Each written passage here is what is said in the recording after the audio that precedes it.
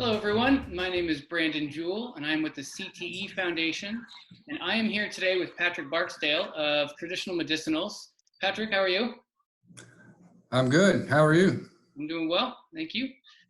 So we're going to ask you a few questions today so that the students that are watching this can learn what it takes to be successful at Traditional Medicinals and what it takes to be successful at your career in specific. So why don't we just start out by telling us what you do and what a typical day looks like for you.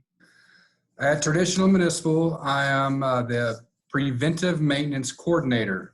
What I do is I keep track of machines, what services and PMs are due.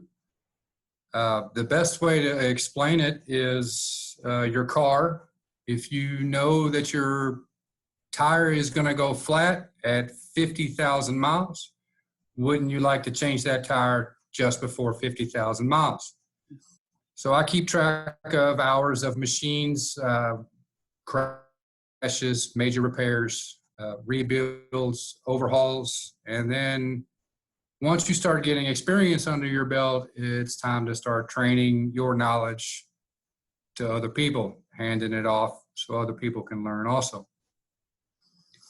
So what made you get into a career like that? I'm good at what I do. I don't know. You know, when I started out in this industry, I was young. I was in my early 20s, and I had a lot of senior mechanics around me. You know, these are guys that are 50, 60 years old that grew up, you know, with the hard knock life. So I grew up cutting my teeth in this industry by just starting at the bottom. I was fetching bolts. I was fetching tools. I was getting the ugliest of ugliest jobs, but they did it to me on purpose in order to just see just how far I could go. And I would take it. And it pays off. If you just stick your nose to the grindstone and keep heading forward, it comes.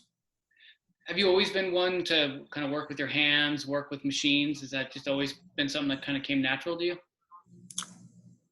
Absolutely. I grew up in a wood shop that my father owned, so at a very early age, I was working with, you know, drill presses and sanders and stuff at, you know, 10 years old.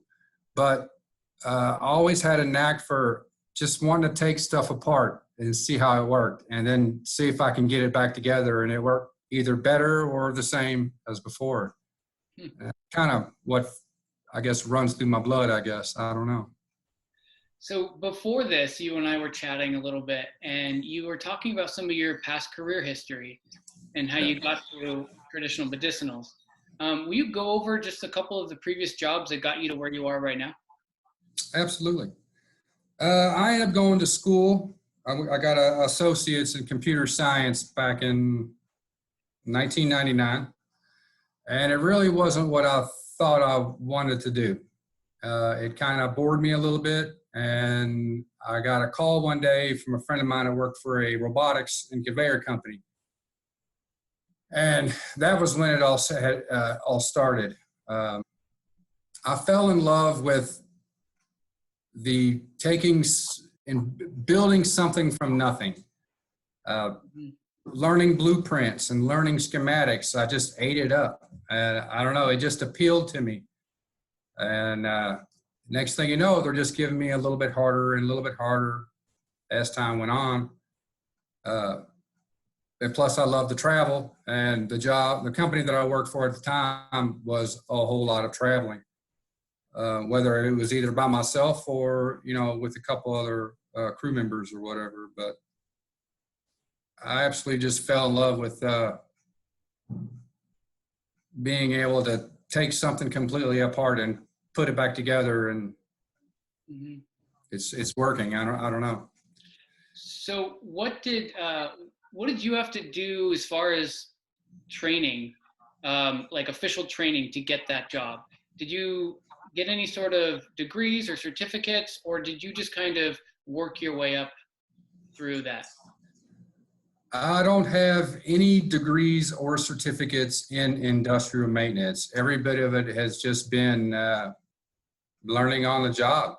Hmm.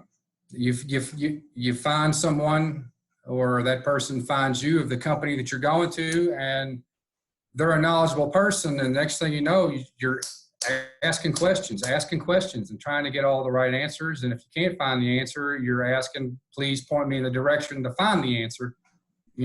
15 years down the road, you're still standing there, and it's like, how did this, where did the time go, Well, you brought up something about when you don't know the answer, you ask, or you learn where to find the answer. That basic soft skill to being able to troubleshoot, problem solve, find the answer.